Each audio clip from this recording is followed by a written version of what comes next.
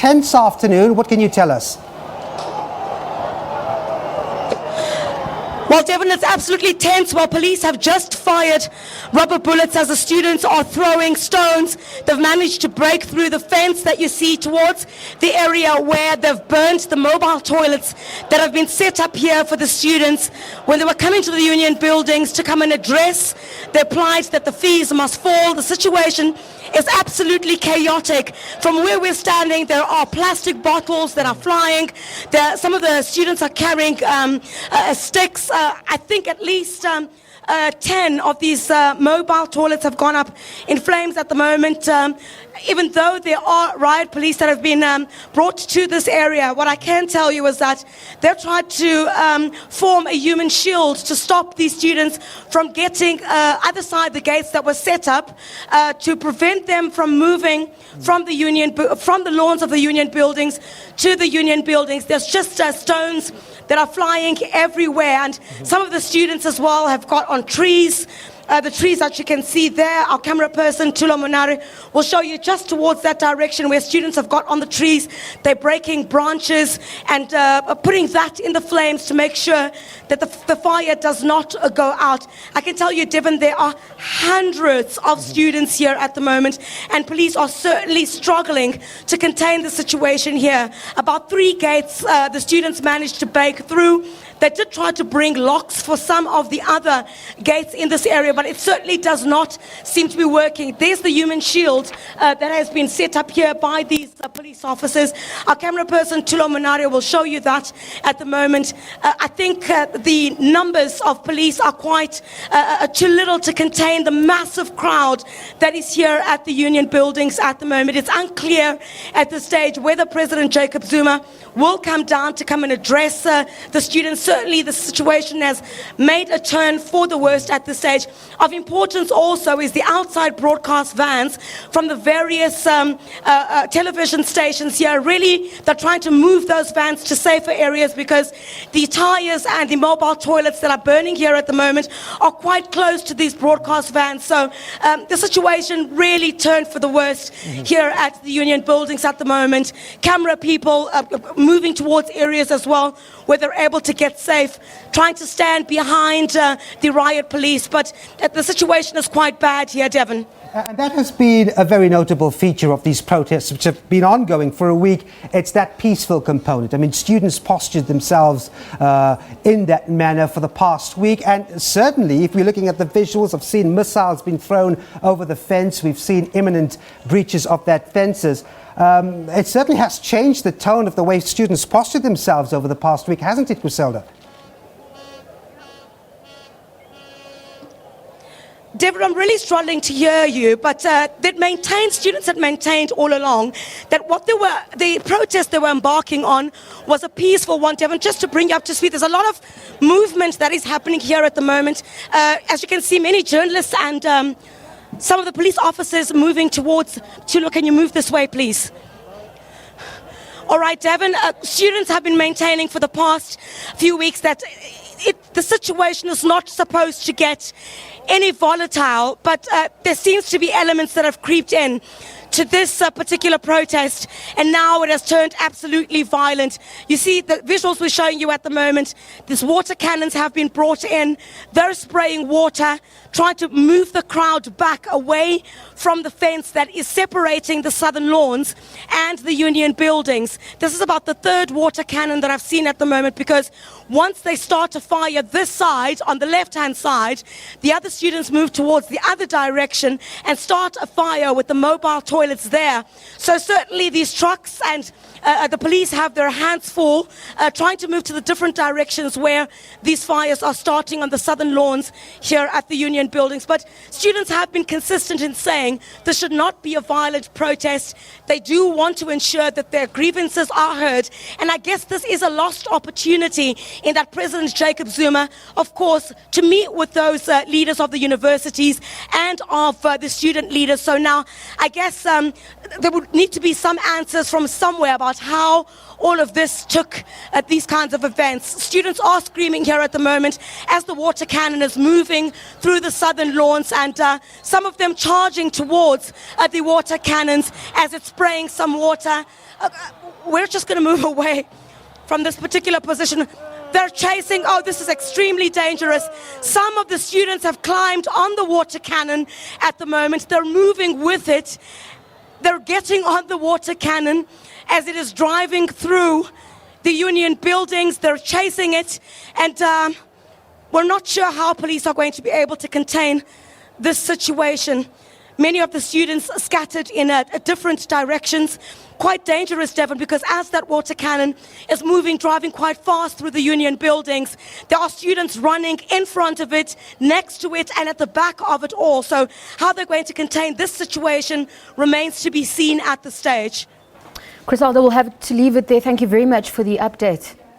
That was our reporter, Crisaldo Lewis, reporting to us from the Union Buildings, where we're currently seeing some chaotic visuals there. Yeah, so Tabila, and scenes very reminiscent. I mean, many of these students would have watched archive footage of what happened in the mid-80s, and you have the water sprays, you have the chaotic scenes, you have sticks being thrown up. I mean, these were scenes that you normally look at in archive footage to see the dying days of apartheid, and it really, really is a very big moment in history. But also, I think, speaking to Crisalda, the contrast from when she was in the bus this morning with the students and their sentiments of a peaceful protest to what we are seeing now, it's absolutely shocking. Yeah. Matiba, our digital news producer, perhaps let me bring you in here.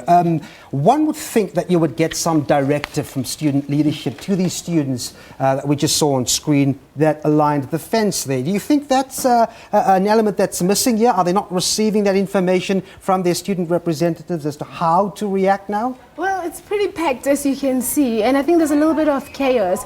Earlier in the week, the students were few. In some universities that have meetings the night before to say this is how we're going to behave. They'd spread that messages on social media, and everybody was in tune. But right now, it's not just the students who belong to those specific organizations or who are on Twitter or Facebook necessarily. Yeah. Some people who don't even give a damn about Twitter or Facebook, but now they've come there and they do what they feel needs to be done. So there's a little less control. You know, the student bodies aren't in control as much as they were earlier in the week, and that's as you can see through the visuals. But earlier on, you spoke about the 80s and the 70s. Yesterday on Facebook, for example, there was a message that was trending online from a parent who was giving their child advice on, if you go into this march, if there's ever any tear gas being thrown at people, this is what you need to do to protect yourself. So as much as we expected it to be very peaceful, on social media there were parents who were aware that, you know, this could get very chaotic very quickly. Matiba, we'll have to leave it there for now. We now cross to the Union Buildings, where our reporter Tumawule Mohlawudi is at the scene. Tumawule, what's happening on your side at the moment? Well, the chaos continues to erupt, and the situation is now basically spiraling out of control. Just a few moments ago, police had to use stun grenades to try and disperse the more militant and aggressive section of the Fees Must Fall protesters. They have been pelting the police lines, and as well as a makeshift podium that was established for students to be addressed.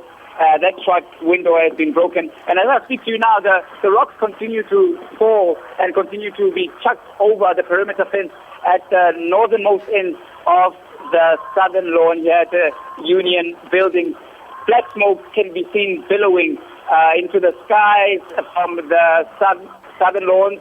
This is, of course, where a mobile toilet erected for students to use as they waited to be addressed by members of government, and to hear how negotiations, which are currently happening in the Union Buildings with student leaders, have gone. And they have simply said these alike. Earlier, police came through with a water cannon, trying to douse these flames, very unsuccessfully, because the water cannon also came under attack, and police were then forced to turn the water cannon onto protesting students.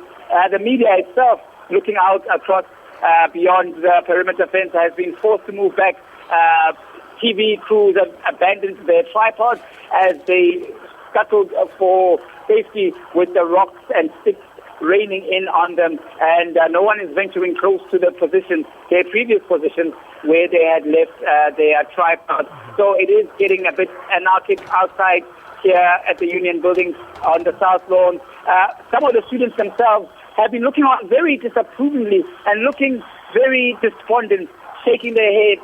You can see by their postures, hands on hips, heads bowed, sighing that they are not in solidarity with the more angry, more militant, more aggressive faction which have seemed to taken over here at the South Lawn. I can see that perimeter fence has been breached completely, and the students had at one point gone underneath the fence and were staging a sit-in, as it were, just in front of the police line. The riot police obviously holding their ground, and it must be said that the police here have exercised maximum restraint. Even as they were being taunted, as the rocks were falling, they waited until the last possible minute, until the fence was totally breached before the first stun grenade went off.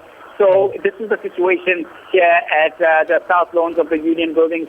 The smoke continues to go up. The students have now retreated somewhat from the fence, and there's just a tense standoff between law enforcement authorities as well as students who are on the other side of the fence. All right, Tumawole, just stay on the line there. I just want to revisit the type of content and the context in which we are finding ourselves here in today. The meeting with the president and SRC members, also vice chancellors of the university, is still on its way. And just to take a look at that memorandum yesterday that was given to the ANC at Luthuli House, in a nutshell, the students want a moratorium on all fee increases, at least for 2016. They are calling for the government to urgently institute free education or tertiary education in their lifetime, and also a call to end outsourcing at the universities. And I think just to contextualize what's going on behind closed doors at the Union Building is very, very important. Now, Tumawole, I want to bring this back to you. I look at the kind of numbers behind that fence, and I just wonder if there's a breakthrough, which there is, and you get a flood of students, and I believe we're seeing stunt grenades there at the moment being dispersed there. Tumawole, can you tell us about that? There's no violence that week.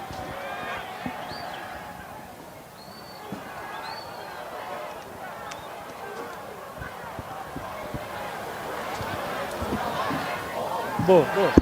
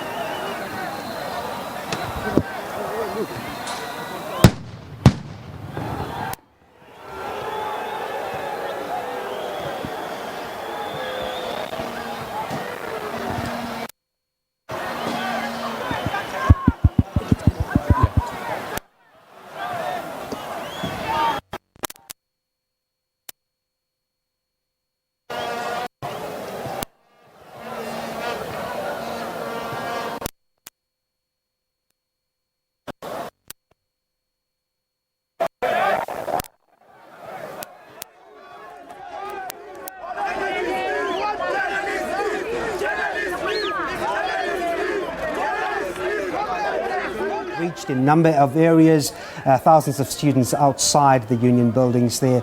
So live scenes, it's an historic moment for South Africa. We were speaking earlier about the fact that perhaps the last time we've seen scenes like this is from the archive footage of the days at the end of apartheid, when you had such an aggressive, such an emotional, such a passionate reaction to state structures. And I mean, Devin, looking at the contrast between the other universities that we've been crossing to, we were at UCT now with our reporter Nomawetu, and the protest there is very peaceful. The students are just, chanting the way they've been throughout the week, but there's no chaos there at all. So it's quite telling the difference where the president is and what's actually happening in the rest of the country. Yeah, so a recap then, about 12:40, which was about 40 minutes ago, we had a government official addressing these students, pleading for patience, and just mentioning to them that the presidents, Jacob Zuma, and the vice chancellors and student representatives are indeed trying to work towards an amicable solution. Once that solution is found, according to the state official, the president will be on his way to address that crowd. It doesn't seem to have tamed the crowd in any way. We've seen missiles across the fence. We've still seen fires burning, and the police pretty much, in position, ready to confront. But I must tell you, from the visuals we're seeing, I can't imagine that police contingent being strong enough to hold the crowds back if they do manage to break through further. No, certainly not, which is probably why at some point they started shooting. But something that we can't deny is the strength that social media has had in mobilizing these students across the country and actually across the world now, because we have solidarity for the students, where we're seeing marches across the world, in London, Australia even. And that brings us back to you, Matiba, where we're going to look at some of the tweets that are going on now. You mentioned earlier that the trending topic today is Union Buildings. So it sort of shifted from fees must fall, which was trending throughout the week, to Union Buildings. Exactly. Talking about the protest, the violence that's going on right now. I remember just before 12, I saw half the tweets going, it's still very peaceful here. And then there was like a few tweets that I mentioned that there's a journalist who's been hurt. Mm-hmm. There's someone throwing stones. So you could kind of see it starting to boil up a little bit in certain parts of the group. So if you're on the one end, you think, oh, this is still peaceful. But then if you are on social media, you'll probably be able to see that, things are about to change at the moment. So yes, it's completely different from what it was a few days ago, both with the people who are protesting as well as online. Okay. And I want to see if we can try and get one of our reporters who is close to what is perhaps still happening with the president and his meeting with certain representatives. Mzwa Mbeje, Mzwa, I'm not quite sure whether you're with us, are you? I can hear you, Devin. All right, Mzwa, perhaps we're searching for some answers to whether or not there indeed has been progress with that meeting behind closed doors with the president and the other stakeholders. What's the progress on that front?